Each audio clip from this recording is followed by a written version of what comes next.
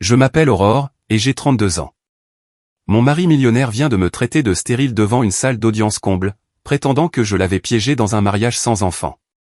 Son avocat sortait déjà des documents pour prouver que mon infertilité violait notre contrat de mariage. Christian était assis là, dans son costume à 2000 €, jouant le mari dévasté dont les rêves de paternité avaient été anéantis par sa femme défectueuse. Le juge semblait compatissant. La galerie se régalait. Et moi? J'ai plongé la main dans mon sac à main et j'ai souri. D'où nous regardez-vous aujourd'hui? Indiquez votre ville dans les commentaires ci-dessous et cliquez sur le bouton j'aime et abonnez-vous si vous vous êtes déjà senti complètement trahi par quelqu'un en qui vous aviez confiance. Vous voudrez certainement rester pour voir ce qui s'est passé ensuite. Laissez-moi remonter 3 ans en arrière pour vous montrer comment j'ai fini marié à un parfait imposteur. Imaginez la scène, je travaille comme coordinatrice d'événements dans un hôtel de charme dans le Marais à Paris quand Christian Moreau entre dans ma vie, tout droit sorti d'un roman d'amour. Un M88, des cheveux poivre et sel, des yeux bleus capables de faire fondre des glaciers, et un sourire qui coûtait probablement plus cher que ma Twingo. Il organisait le gala annuel de son entreprise. Et coup de chance pour moi, j'ai été chargé de réaliser chacun de ses vœux. Il faut que ce soit parfait, m'a-t-il dit lors de notre première rencontre, en se penchant sur mon bureau avec ce regard intense. L'argent n'est pas un problème. Célèbre dernière parole, n'est-ce pas? Mais à l'époque, j'étais complètement ébloui. Cet homme a envoyé des fleurs à mon minuscule studio tous les jours pendant une semaine. Il m'a emmené dans des restaurants où les serveurs connaissaient son nom et où le vin coûtait plus cher que mon loyer mensuel. Quand il m'a demandé en mariage sur le balcon de son Penthouse avec vue sur le jardin du Luxembourg, avec une bague qui aurait pu financer un petit pays, j'ai cru avoir gagné le gros lot en amour. Le mariage était tout droit sorti d'un conte de fées. Christian n'a reculé devant aucune dépense, robe de créateur, organisateur de mariage de célébrités, une liste d'invités qui se lisait comme le magazine Challenge.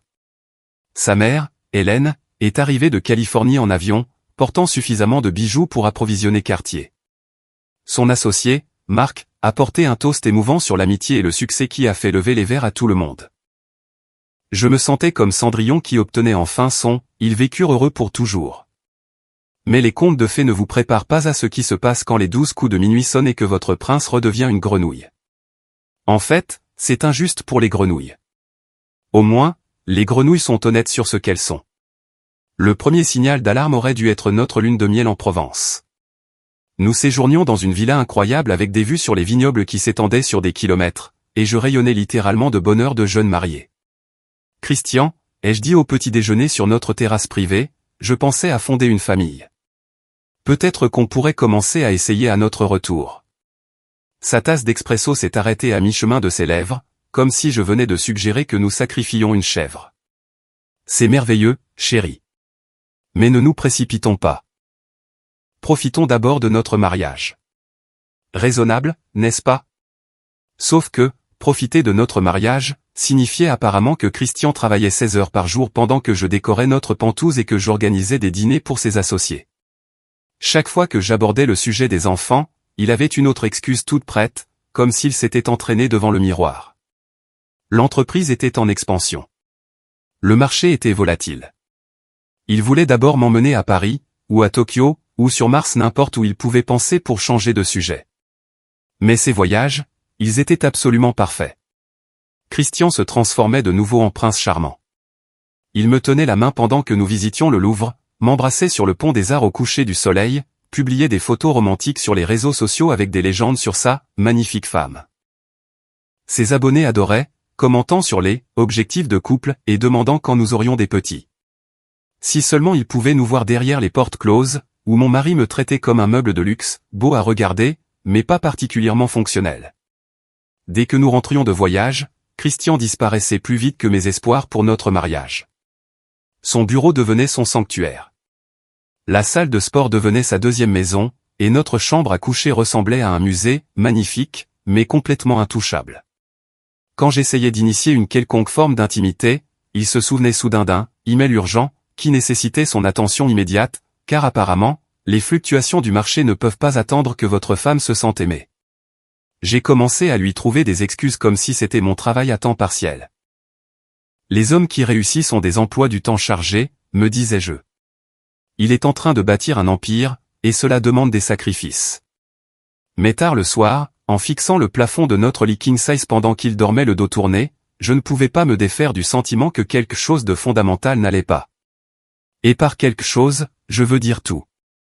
Mon amie Rachel, une infirmière qui me connaissait depuis l'université, a été la première à pointer l'évidence. « Aurore, tu as l'air épuisée », a-t-elle dit lors d'un de nos brunchs mensuels, en étudiant mon visage comme si j'étais l'une de ses patientes. « C'est quand la dernière fois que Christian et toi avez eu une vraie conversation ? On se parle tout le temps, ai-je protesté. Mais même moi, je pouvais entendre à quel point cela sonnait creux. C'était comme dire que nous respirions le même air, donc, évidemment, nous communiquions. À propos de quoi ? Son travail ? Votre calendrier social ? Quand est-ce qu'il t'a demandé pour la dernière fois ce que tu ressentais à propos de quelque chose qui compte vraiment pour toi ? Je ne pouvais pas répondre parce que je ne m'en souvenais pas. Christian avait maîtrisé l'art de la conversation sans vraiment communiquer, comme un politicien mais avec de plus beaux cheveux et de pires intentions. Il me demandait comment s'était passée ma journée tout en faisant défiler son téléphone. Il complimentait mon apparence pour la consommation publique, mais en privé, j'aurais aussi bien pu être du papier peint. Le point de rupture est survenu à notre 2e anniversaire de mariage. J'avais organisé une soirée romantique, son restaurant préféré, une bouteille de vin que nous avions partagé le soir de notre mariage, de la lingerie qui coûtait plus cher que l'hypothèque de la plupart des gens. Je voulais me sentir de nouveau connecté à mon mari, me souvenir pourquoi nous étions tombés amoureux. Christian est rentré avec 3 heures de retard. « Désolé, chérie », a-t-il dit en desserrant sa cravate sans même me regarder. Marc et moi examinions les projections trimestrielles, et tu sais comme le temps file quand on discute de stratégie d'expansion. J'étais là, debout dans notre salon, portant une robe qui épousait chacune de mes courbes, le maquillage parfait, l'espoir mourant d'une mort lente et douloureuse dans ma poitrine. Christian, c'est notre anniversaire. Il s'est arrêté avec ce regard de cerf pris dans les phares avant que son sourire d'entraînement ne se mette en place. Bien sûr que ça l'est. Quelle étourderie de ma part. Laisse-moi juste prendre une douche et on pourra commander à emporter chez ce taille que tu aimes. À emporter pour notre anniversaire. Alors que j'étais là, habillé pour la séduction, me sentant comme l'idiote la plus chère du monde. Ce soir-là, j'ai pris une décision qui allait tout changer. Pendant que Christian prenait sa douche prétendant qu'il devait se laver du stress de sa journée, car apparemment, le stress est quelque chose que l'on peut faire disparaître avec du savon cher, j'ai pris son téléphone. Je sais que fouiner est mal, mais aux grands mots les grands remèdes, et je me noyais dans mon propre mariage. Ces messages textes étaient étonnamment innocents, des conversations professionnelles avec Marc, des plannings avec son assistante, les communications d'entreprise ennuyeuses habituelles. Pas d'aventures secrètes, pas d'échanges torrides avec des femmes mystérieuses. En fait, sa vie numérique était aussi stérile que notre relation. Quelle ironie. Mais quelque chose me chicotait. La façon dont lui et Marc s'envoyaient des SMS était différente. À l'aise d'une manière que Christian ne semblait plus jamais être avec moi.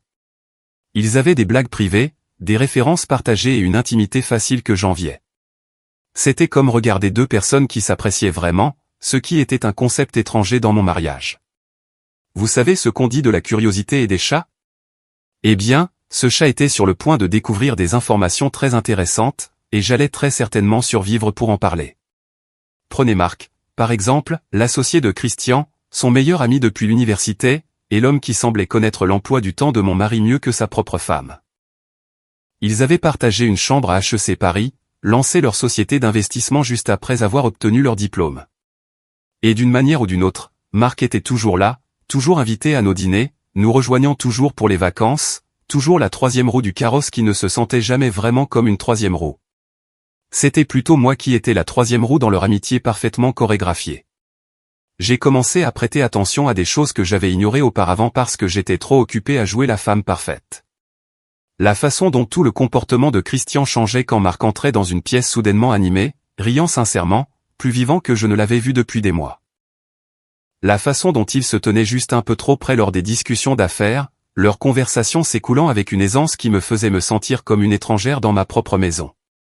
Marc vient pour la Toussaint, a annoncé Christian un soir de novembre, non pas en demandant mais en m'informant comme si j'étais sa secrétaire. Bien sûr qu'il vient, ai-je répondu, sans prendre la peine de cacher mon sarcasme. Est-ce que ce serait une fête sans Marc ? devrais-je lui mettre un couvert à notre dîner d'anniversaire aussi? Oh, attends. On n'en a plus.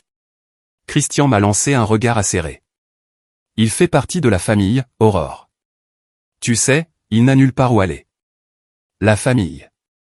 Un choix de mots intéressant, considérant que Marc avait des parents en Normandie et une sœur à Lyon. Mais apparemment, notre table était sa place pour chaque grande fête. Je commençais à me sentir comme l'invité non désiré à mes propres célébrations, ce qui est tout un exploit quand c'est vous qui payez la dinde. Mais au lieu de commencer une autre dispute qui n'irait nulle part, j'ai décidé de jouer les détectives. Pendant le dîner de Noël, je les ai observés comme si j'étudiais pour l'examen le plus important de ma vie. Les regards échangés, la façon dont Marc pouvait faire rire Christian avec un simple haussement de sourcils, le silence confortable entre eux qui en disait long. Quand Marc a complimenté le dîner que j'avais passé toute la journée à préparer, Christian a rayonné de fierté comme s'il l'avait cuisiné lui-même. Voici quelque chose d'amusant, avez-vous déjà regardé deux personnes qui sont clairement amoureuses essayer de prétendre qu'elles ne sont que des amies? C'est comme regarder une pièce de théâtre mal jouée où tout le monde a oublié son texte mais continue quand même. Après les vacances, j'ai fait une découverte qui a fait basculer mon monde. Christian avait oublié de verrouiller le coffre-fort de son bureau à domicile, quelque chose qui n'arrivait jamais car mon mari était plus obsessionnel que la DGSE en matière de sécurité. Il y gardait des documents importants, des titres de propriété, des portefeuilles d'investissement, des polices d'assurance, et apparemment, des secrets qui changent une vie. Je savais que je ne devais pas regarder. Je savais que je franchissais environ 17 limites différentes. Mais mon mariage était déjà brisé, et j'avais besoin de comprendre pourquoi je vivais avec un étranger qui portait le même nom de famille que moi. La plupart du contenu était exactement ce à quoi on pouvait s'attendre, des documents juridiques, des dossiers financiers, des contrats commerciaux. Mais niché entre ses titres de propriété et sa police d'assurance vie, comme une sorte de cadeau de Noël tordu, j'ai trouvé une enveloppe en papier craft avec le logo d'une clinique médicale. L'en-tête indiquait « Centre de santé masculine de Paris ». Et la date remontait à 3 ans avant même notre rencontre, avant qu'il ne me séduise avec des discours sur la construction d'une vie ensemble, avant qu'il n'acquiesce avec sympathie chaque fois que je mentionnais mon désir d'enfant. Mes mains tremblaient en l'ouvrant, et honnêtement, elles auraient dû. Consultation pour vasectomie et confirmation de la procédure. Stérilisation volontaire réalisée avec succès. Patient conseillé sur le caractère permanent de la procédure. Laissez cela pénétrer un instant. Mon mari m'avait fait croire que j'étais défaillante alors qu'il s'était littéralement assuré que nous ne pourrions jamais avoir d'enfant. L'audace était presque impressionnante. L'enveloppe a glissé de mes doigts engourdis comme une preuve irréfutable. Et pendant un instant, je suis resté là, dans le bureau de Christian, à regarder les preuves éparpillées sur son bureau en acajou. 3 ans avant de me rencontrer. 3 ans avant de me séduire avec des promesses d'éternité. 3 ans avant de me laisser croire que mon corps nous faisait défaut à tous les deux. Chaque conversation sur notre future famille avait été une performance digne d'un Oscar. Chaque fois que j'avais suggéré des prénoms de bébés ou montré de jolis meubles de chambre d'enfant, il jouait la comédie. Cet homme avait bâti toute notre relation sur une base de mensonges si élaborés que les politiciens en seraient jaloux. J'ai photographié les documents avec mon téléphone, mes mains tremblant toujours d'un mélange de rage et de justification. Puis j'ai soigneusement tout remis à sa place exacte dans le coffre-fort, car si Christian pensait être le seul à pouvoir jouer la carte de la patience, il était sur le point d'avoir un réveil très brutal. Les semaines suivantes furent une pure torture. Je m'asseyais en face de Christian au dîner, bavardant de sa journée, alors qu'à l'intérieur, je hurlais assez fort pour réveiller les morts. Je les regardais discuter avec Marc de leurs dernières entreprises commerciales, et soudain, leur relation a pris une dimension complètement différente. Marc était-il au courant de la vasectomie? Faisait-il partie de cette tromperie élaborée lui aussi? Bien sûr qu'il l'était. On ne partage pas une chambre de dortoir, on ne lance pas une entreprise et on n'entretient pas une amitié de plusieurs décennies sans connaître les antécédents médicaux de son partenaire, surtout lorsque ces antécédents médicaux ont un impact direct sur la femme qu'il a épousée. Tu sembles distraite ces derniers temps, a observé Christian un soir, sans lever les yeux de sa tablette alors qu'il faisait défiler ses emails comme le mari attentionné qu'il prétendait être. Juste fatigué, ai-je répondu, me demandant comment il pouvait être si inconscient du fait que j'avais découvert ses mensonges. Mais encore une fois, Christian avait toujours été excellent pour ne voir que ce qu'il voulait voir. C'est une compétence utile quand on mène une double vie. La dernière pièce du puzzle s'est mise en place lors d'un dîner que nous organisions pour certains des associés de Christian. Je jouais l'hôtesse parfaite, comme toujours, quand j'ai remarqué quelque chose qui m'a glacé le sang. Marc ajustait la cravate de Christian, un geste intime qui a duré juste un instant de trop. Leurs regards se sont croisés, et à ce moment-là, j'ai vu quelque chose qui expliquait absolument tout. De l'amour. Pas de l'amitié, pas un partenariat commercial, mais un amour authentique, profond et romantique. Je me suis excusé pour aller à la cuisine et j'ai agrippé le comptoir en marbre jusqu'à ce que mes jointures blanchissent. Depuis combien de temps étaient-ils ensemble? Leur relation avait-elle commencé à l'université, ou s'était-elle développée au fil des années à construire leur empire commercial? Plus important encore, pourquoi Christian m'avait-il épousé s'il était amoureux de quelqu'un d'autre? La réponse se trouvait probablement là, dans cette enveloppe en papier craft, n'est-ce pas? La vasectomie, le mariage avec une femme qui voulait désespérément des enfants, le contrat de mariage que j'avais signé sans lire attentivement parce que j'avais été aveuglé par l'amour et les bijoux coûteux, tout cela formait quelque chose de calculé et de cruel. Christian m'avait épousé pour servir de couverture, une belle épouse prospère à exhiber pendant qu'il vivait sa vraie vie avec Marc. Et lorsque notre mariage sans enfant échouerait inévitablement parce que je ne pouvais pas tomber enceinte, il pourrait garder sa fortune intacte tout en jouant la victime d'une femme, défectueuse, qui ne pouvait pas lui donner l'héritier qu'il voulait. C'était en fait brillant, d'une manière complètement sociopathique. J'ai failli admirer la planification impliquée. Failli.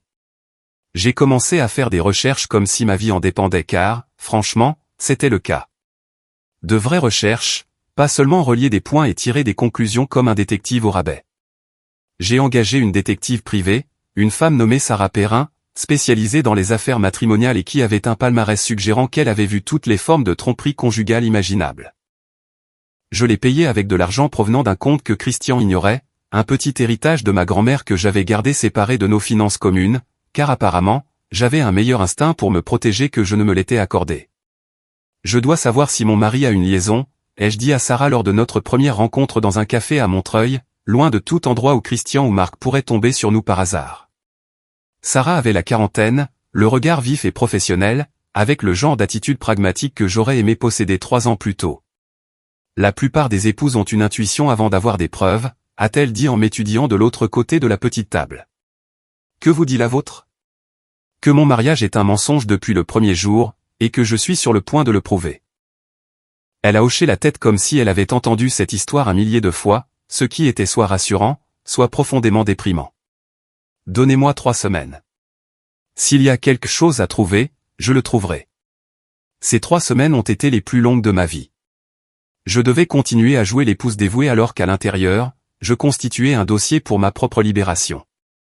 Christian n'a rien remarqué de différent dans mon comportement, ce qui, honnêtement, m'a tout dit sur l'attention qu'il avait jamais portée à sa véritable épouse par rapport à son épouse parfaite imaginaire. Aurore a l'air un peu bizarre ces derniers temps, n'est-ce pas? Ai-je entendu Marc demander à Christian un soir où il pensait que j'étais à l'étage. Car apparemment, mon mari discutait de mon état émotionnel avec son petit ami, mais pas avec moi. Elle est probablement juste hormonale, a répondu Christian d'un ton dédaigneux. Tu sais comment sont les femmes. Après 3 ans de mariage, c'était son analyse clinique de mon état émotionnel. Pas inquiet que sa femme puisse être malheureuse. Pas soucieux que quelque chose puisse ne pas aller. Juste hormonal. Comme si j'étais une sorte de phénomène météorologique imprévisible qui produisait occasionnellement des orages. J'ai eu envie d'entrer dans cette pièce et de leur montrer à tous les deux à quel point je pouvais être hormonal. Mais la patience allait payer d'une manière qu'ils ne pouvaient imaginer.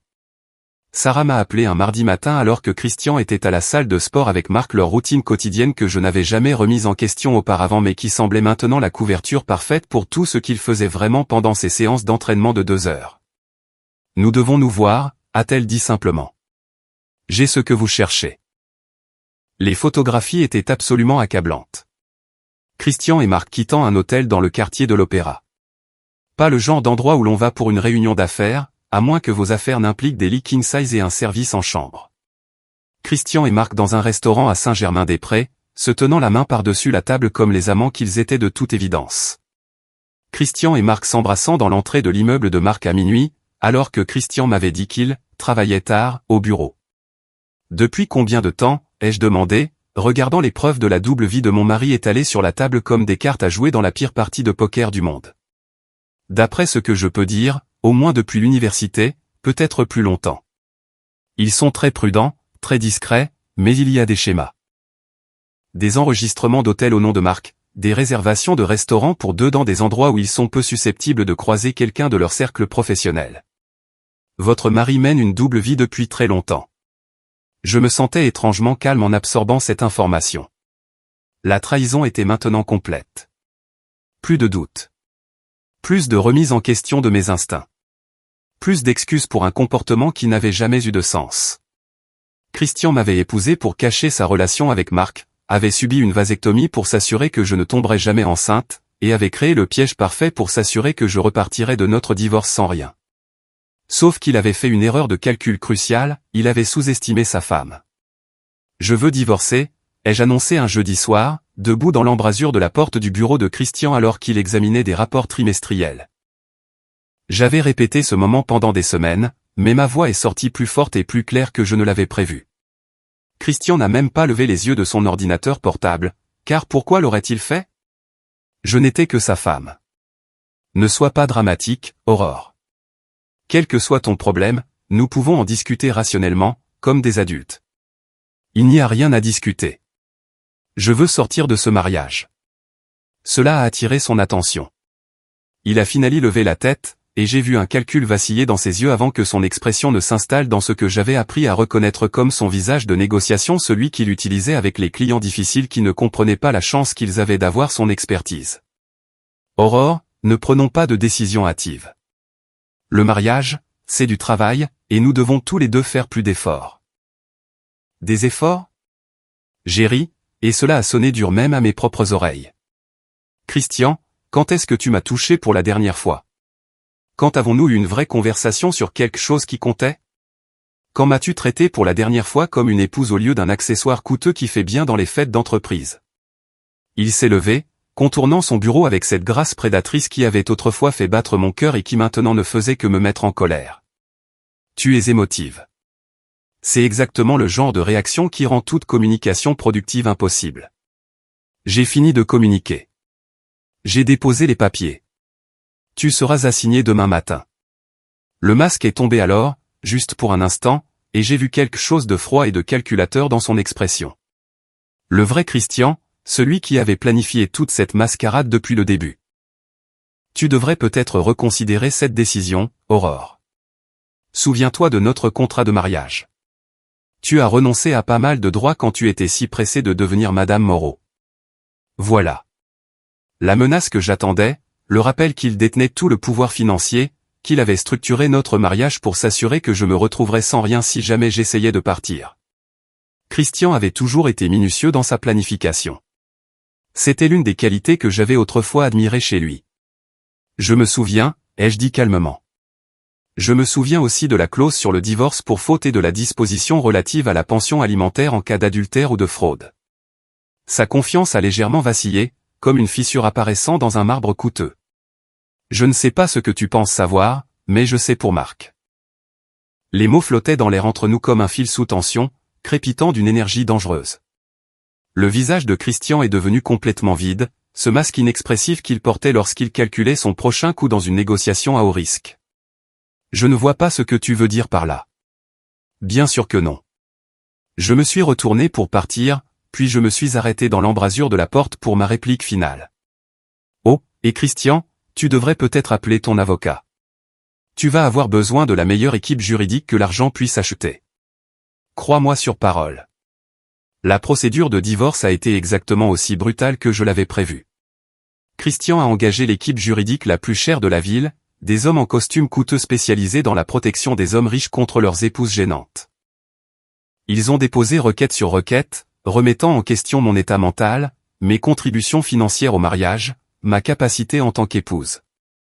Mais ils ont commis une erreur cruciale, ils ont supposé que j'étais la même femme naïve qui avait signé ce contrat de mariage 3 ans plus tôt. L'audience préliminaire était prévue pour un mardi matin au tribunal des affaires familiales.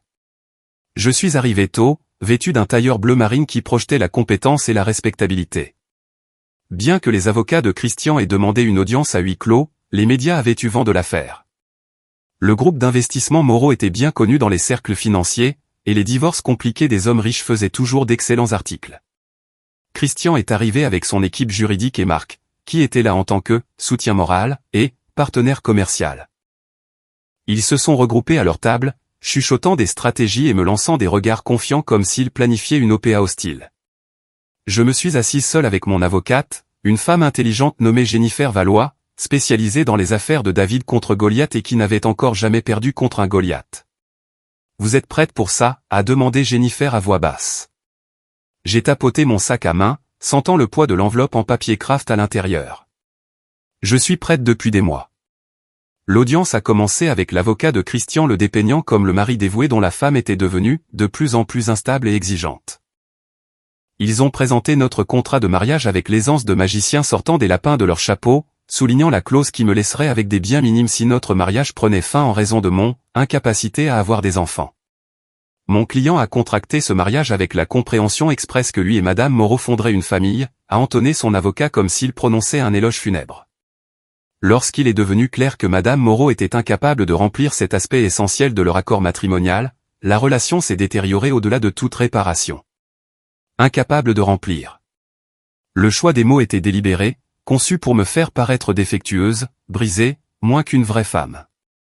J'ai senti tous les regards dans cette salle d'audience m'évaluer, se demandant ce qui n'allait pas chez moi pour que je ne puisse pas donner à mon mari l'enfant qu'il désirait. C'était en fait toute une performance. J'y ai presque cru moi-même. Mais l'avocat de Christian a alors commis son erreur fatale.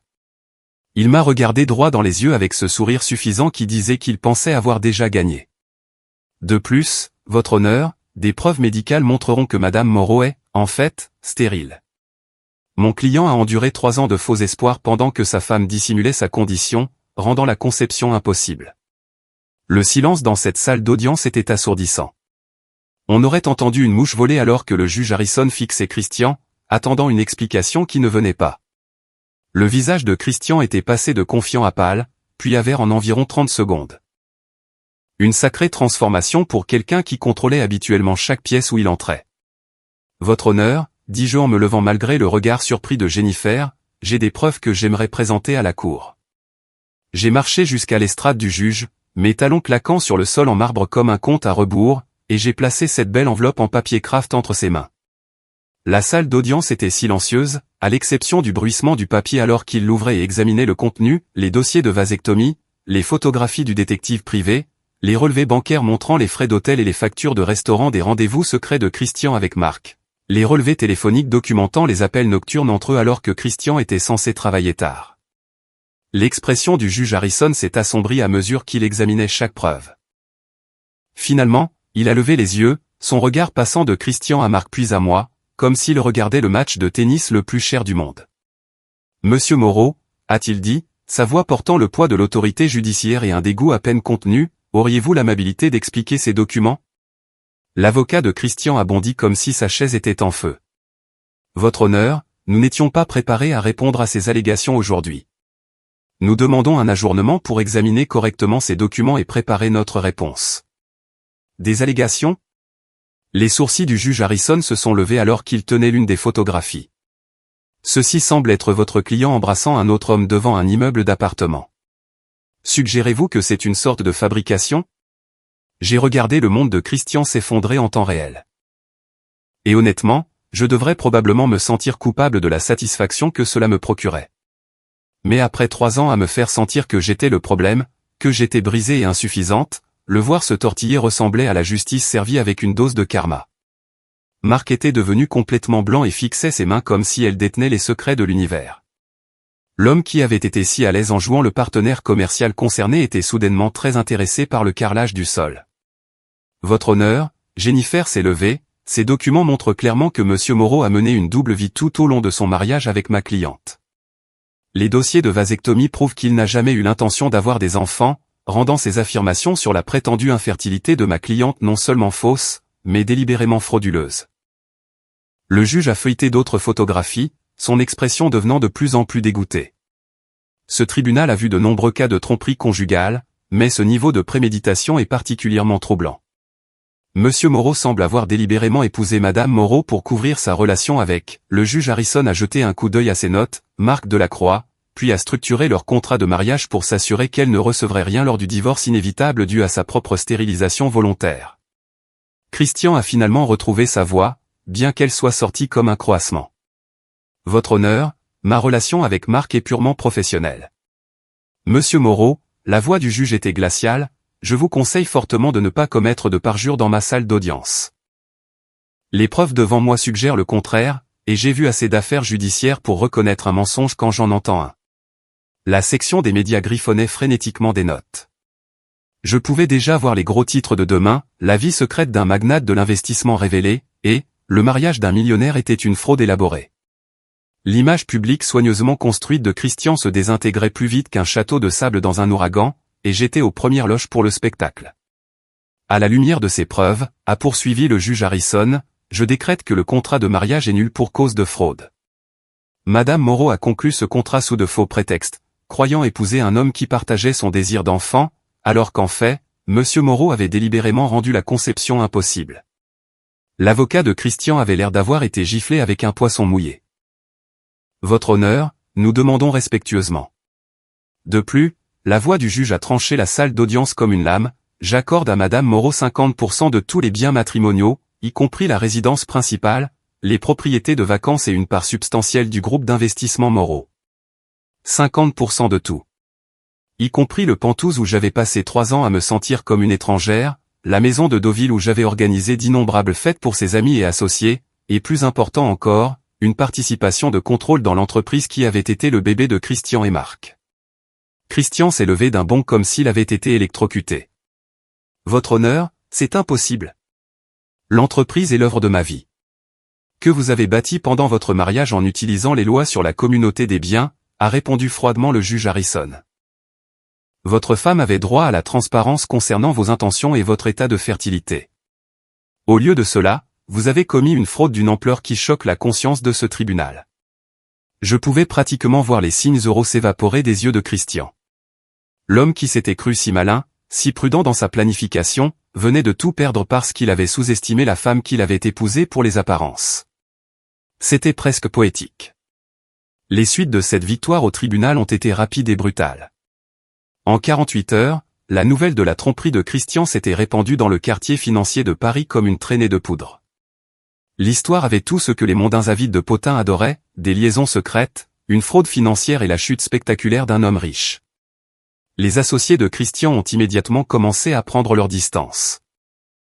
Personne ne voulait être associé à un homme qui avait commis une fraude au mariage, surtout dans un monde où la réputation était tout. Les appels téléphoniques restaient sans réponse, les invitations à déjeuner étaient annulées, et soudain, Christian s'est retrouvé persona non grata dans les cercles mêmes où il avait autrefois régné en maître. Marc a subi le plus gros des retombées professionnelles.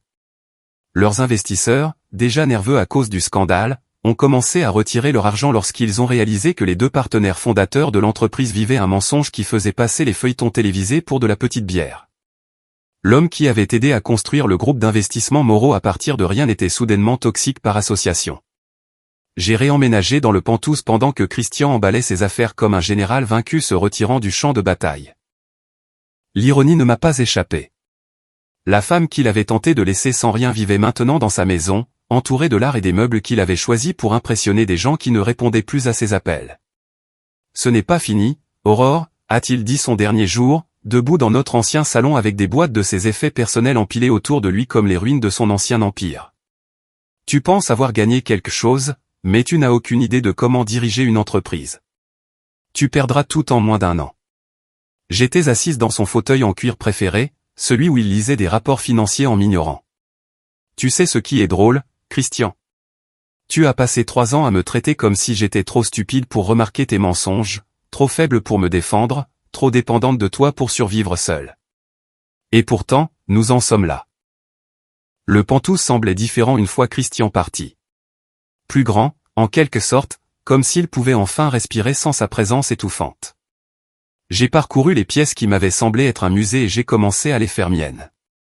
La première chose que j'ai faite a été de donner sa précieuse collection d'art chaque pièce prétentieuse qu'il avait achetée pour montrer son goût sophistiqué au musée d'Orsay. Qu'il s'occupe de son héritage pendant que je construisais le mien. Jennifer Valois, mon avocate, est devenue ma conseillère alors que je naviguais dans le processus complexe de prise de contrôle du groupe d'investissement Moreau. L'entreprise perdait des clients et de l'argent comme un navire en train de couler. Mais ses fondations étaient solides. Christian et Marc avaient bâti quelque chose de valeur, même s'ils avaient détruit sa réputation avec leur drame personnel. Vous avez deux choix, m'a expliqué Jennifer lors d'une de nos sessions de stratégie, vendre vos parts et partir avec assez d'argent pour acheter une petite île, ou vous battre pour reconstruire la réputation de l'entreprise et potentiellement gagner encore plus d'argent à long terme. J'y ai réfléchi pendant exactement 30 secondes. Je n'ai pas traversé tout ça juste pour choisir la facilité. De plus, je veux prouver que cette entreprise peut réussir sans eux. La première réunion du conseil d'administration à laquelle j'ai assisté en tant qu'actionnaire majoritaire a été mémorable de la meilleure des manières. Ces hommes, qui ne m'avaient connu que comme l'épouse décorative de Christian, devaient soudainement me prendre au sérieux en tant que propriétaire d'entreprise. L'ajustement a été douloureux pour toutes les personnes impliquées, mais surtout pour eux. Madame Moreau, a dit l'un des membres du conseil avec précaution, comme s'il désamorçait une bombe, nous apprécions votre enthousiasme, mais la gestion d'une société d'investissement requiert des connaissances et une expérience spécialisée. Vous avez absolument raison, ai-je convenu avec un sourire qui aurait pu couper du verre, c'est pourquoi je fais appel à des consultants et des conseillers pour aider à guider la transition. Mais ne vous y trompez pas, je ne vais nulle part. C'est mon entreprise maintenant. Reconstruire la réputation du groupe d'investissement Moreau, c'était comme pratiquer une chirurgie sur un patient qui se vidait de son sang sur la table d'opération. Chaque jour apportait de nouveaux défis, des clients menaçant de partir, des employés incertains de leur avenir, des concurrents tournant comme des vautours attendant de dépecer nos actifs restants. Mais j'avais des avantages que Christian n'a jamais possédés. Je comprenais les gens d'une manière qu'il ne s'est jamais donné la peine d'apprendre. Alors qu'il s'était concentré sur les chiffres et les profits, j'avais passé des années à gérer des relations, à lire les dynamiques sociales, à comprendre ce que les gens voulaient vraiment par opposition à ce qu'ils disaient vouloir. Il s'avère que ces compétences sont étonnamment utiles en affaires. Ma première décision majeure a été de changer de nom. Le groupe d'investissement Moreau est devenu Capitaux Méridien, un nouveau départ sans le fardeau du scandale de Christian. J'ai engagé une équipe de gestion de crise, une nouvelle agence de marketing et, plus important encore, j'ai fait appel à Rebecca Lefebvre comme PDG. Rebecca était tout ce que je n'étais pas, une expertise financière, 15 ans d'expérience à la tête de sociétés d'investissement et une réputation pour redresser les entreprises en difficulté. C'était aussi une femme dans une industrie dominée par les hommes qui comprenaient exactement ce que cela faisait d'être sous-estimé par des hommes en costume coûteux. Pourquoi moi, a-t-elle demandé lors de notre première rencontre. Vous pourriez engager n'importe quel nombre de cadres expérimentés qui travailleraient probablement pour moins d'argent et moins de questions. Parce que vous savez ce que c'est que tout le monde suppose que vous n'avez pas votre place, ai-je dit, et parce que lorsque j'ai fait des recherches sur votre parcours, j'ai réalisé que vous êtes exactement le genre de personne que Christian n'aurait jamais embauché, ce qui vous rend parfaite pour ce que nous essayons de construire. Rebecca a souri à cela. Vous voulez prouver que l'entreprise peut réussir sans lui. Je veux prouver qu'elle peut mieux réussir sans lui. Les 6 premiers mois ont été brutaux d'une manière que je n'avais pas anticipée. Nous avons perdu environ 40% de notre clientèle, avons dû licencier un tiers de notre personnel, et il y a eu des jours où je me suis demandé si Christian n'avait pas eu raison quant à ma capacité à diriger une entreprise. Mais lentement, progressivement, nous avons commencé à attirer de nouveaux clients intrigués par notre histoire. Il s'est avéré qu'il y avait beaucoup de gens qui aimaient l'idée d'investir dans une entreprise qui avait été reconstruite sur les cendres d'un scandale de fraude. Nous nous sommes présentés comme étant transparents, éthiques et dirigés par des personnes qui comprenaient le coût réel de la tromperie. C'était un récit convaincant, et plus important encore, ça a marché. Marc a essayé de me contacter une fois, environ 8 mois après la finalisation du divorce. Il a appelé mon bureau, a réussi à passer outre mon assistante et m'a surprise tard un soir alors que j'examinais les rapports trimestriels et que je me demandais si je n'avais pas eu les yeux plus gros que le ventre. Aurore, je voulais m'excuser, a-t-il dit, sa voix lourde d'une culpabilité probablement sincère. Je n'ai jamais voulu que tu sois blessé dans tout ça. Mais tu savais que je le serais, ai-je répondu calmement, posant mon stylo et me penchant en arrière dans mon fauteuil. Tu savais que Christian m'avait épousé sous de faux prétextes. Tu savais qu'il avait subi une vasectomie. Tu savais qu'il prévoyait de me laisser sans rien lorsque notre mariage sans enfant échouerait inévitablement. Tu savais tout ça, et tu as participé quand même. Je l'aime, a dit simplement Marc, comme si cela expliquait tout et l'absolvait de toute responsabilité. Je sais que tu l'aimes, mais l'amour n'excuse pas la cruauté, Marc. Et ce que vous m'avez fait tous les deux était incroyablement cruel. C'était calculé, délibéré et conçu pour détruire ma vie pour votre convenance. Il est resté silencieux pendant un long moment. Pour ce que ça vaut, je pense que Christian t'a sous-estimé depuis le début. Il a vu ce qu'il voulait voir, quelqu'un qu'il pouvait contrôler et manipuler. Il n'a jamais vu à quel point tu es vraiment forte. Non, ai-je convenu. Il ne l'a pas vu. Et ce fut sa plus grande erreur. 2 ans après le divorce, Capitaux Méridien ne survivait pas seulement, nous prospérions d'une manière qui aurait fait tourner la tête de Christian. Notre portefeuille de clients avait augmenté de 300%. Nous avions ouvert des bureaux à Lyon et à Marseille, et Rebecca avait fait la couverture des Échos comme l'une des étoiles montantes de l'industrie. Mais mon vrai triomphe est arrivé un mardi matin lorsque mon assistante a sonné à mon bureau avec une excitation inhabituelle dans sa voix. « Mademoiselle Moreau, vous avez un visiteur, un certain monsieur David Perrin de Perrin et Associés. Il dit que c'est à propos d'une proposition commerciale que vous trouverez très intéressante. » David Perrin s'est avéré être le frère de Sarah, la détective privée qui m'avait aidé à rassembler des preuves contre Christian.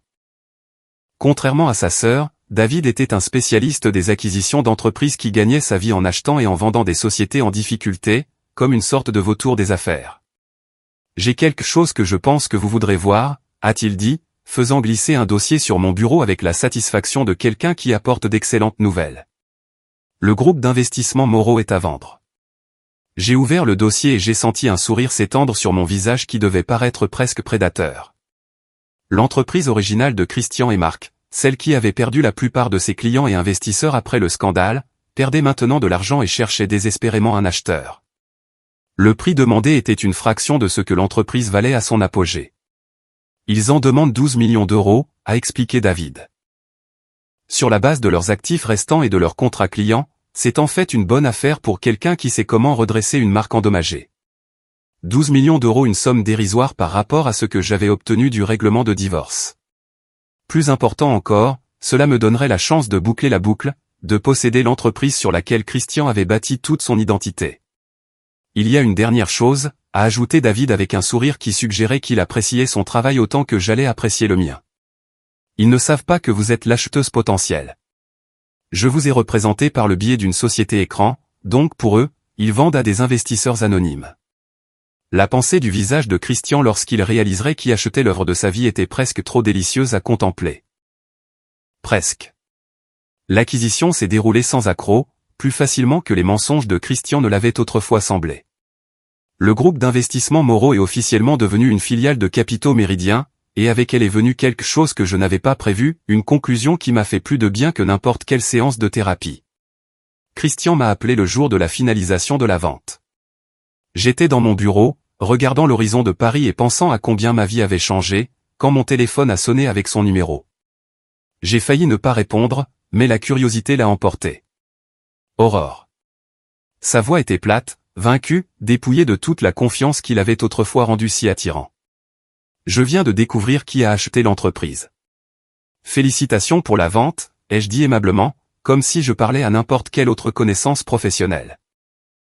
J'ai entendu dire que vous avez obtenu un prix juste compte tenu des circonstances et de la réputation actuelle de l'entreprise. Pourquoi? La question est sortie brute, en colère, comme un animal blessé. Tu m'as déjà tout pris. Pourquoi ça aussi? Je ne t'ai rien pris, Christian. J'ai simplement arrêté de te laisser prendre de moi. Je me suis penché en arrière dans mon fauteuil, me sentant étrangement en paix avec cette conversation. Tu as bâti cette entreprise pendant notre mariage en utilisant des biens communautaires. Selon la loi, j'ai toujours eu droit à la moitié. Maintenant, je possède tout, en bonne et due forme. Tu ne comprends pas ce que cette entreprise signifiait pour moi. Je comprends parfaitement. C'était ton identité, ta preuve de valeur, ton héritage.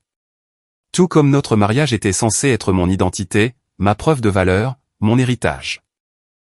La différence, c'est que tu as essayé de détruire le mien tout en construisant le tien sur des mensonges. Je reconstruis le tien avec honnêteté.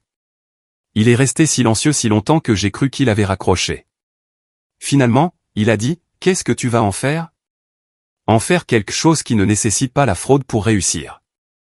L'intégration du groupe d'investissement Moreau au sein de Capitaux Méridien a nécessité 6 mois de planification minutieuse.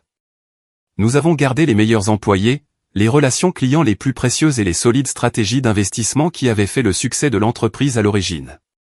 Tout le reste, la culture toxique, le réseau de copinage, l'arrogance désinvolte qui avait permis la tromperie de Christian, nous l'avons complètement éliminé. Mais la vraie surprise est venue quand j'ai découvert à quel point les problèmes financiers de Christian étaient devenus profonds. L'homme qui avait autrefois contrôlé des millions avait maintenant du mal à joindre les deux bouts, tel un indigent financier. Sa réputation dans le monde de la finance était détruite. Sa marque personnelle était toxique, et le règlement du divorce lui avait laissé bien moins que ce qu'il avait prévu. Marc s'en était légèrement mieux sorti, mais seulement parce qu'il avait eu le bon sens de prendre ses distances avec Christian une fois le scandale éclaté. Il avait déménagé en Californie, lancé une petite société de conseil et reconstruisait lentement sa carrière avec un profil plus bas. Homme intelligent, même si son goût en matière de partenaire était discutable. Quant à moi, je vivais dans le Penthouse qui m'avait autrefois semblé une prison, dirigeant des entreprises qui généraient plus de revenus que Christian n'en avait jamais rêvé. Et pour la première fois depuis des années, j'avais l'impression de pouvoir enfin respirer. Mais l'histoire ne se termine pas par un succès professionnel et une vengeance financière, car apparemment, la vie me réservait d'autres surprises. J'étais à un gala de charité, le genre d'événement auquel j'avais assisté des dizaines de fois comme la femme trophée de Christian, quand j'ai rencontré le docteur Jacques Michel. Il était chirurgien pédiatrique à l'hôpital Necker-Enfants Malades, récemment divorcé lui-même, et rafraîchissamment peu impressionné par mon succès commercial ou mon statut social. Alors, vous êtes la femme qui a fait tomber le groupe d'investissement Moreau, a-t-il dit lorsque nous avons été présentés, son ton plus curieux que critique. Je suis la femme qui a survécu au groupe d'investissement Moreau, ai-je corrigé. Il y a une différence. Il m'a étudié avec des yeux gris intelligents qui me rappelaient des nuages d'orage. J'imagine bien. Cela a dû demander une force incroyable. C'était la première fois depuis des années que quelqu'un reconnaissait ce que j'avais traversé plutôt que de se concentrer uniquement sur ce que j'en avais retiré. La plupart des gens voyaient le Penthouse, l'entreprise prospère, la victoire financière, et supposaient que j'en étais sortie gagnante. Jacques a été la première personne à reconnaître que survivre à ce niveau de tromperie et de trahison avait nécessité quelque chose de plus profond que de bons avocats et de la détermination. Nous avons parlé pendant 3 heures à ce gala, bien après la fin du programme officiel et le départ de la plupart des invités. Il m'a parlé de son travail pour sauver la vie d'enfants, de son propre divorce compliqué avec une femme qui voulait le salaire d'un médecin mais pas l'emploi du temps d'un médecin. Je lui ai parlé de la construction d'une entreprise sur les cendres d'un mariage frauduleux, de l'apprentissage de la confiance en mes instincts après des années de manipulation psychologique par un professionnel. « Aimeriez-vous dîner un de ces soirs ?» a-t-il demandé alors que la soirée touchait à sa fin. Quelque part de calme où nous pourrons continuer cette conversation sans une centaine de personnes faisant semblant de ne pas écouter. J'ai failli dire non. Après tout ce que j'avais vécu avec Christian, l'idée de faire confiance à un autre homme me semblait aussi attrayante qu'un traitement de canal volontaire. Mais quelque chose chez Jacques semblait différent, authentique d'une manière que Christian n'avait jamais été, même lors de ses performances les plus convaincantes. Je devrais probablement vous avertir, ai-je dit.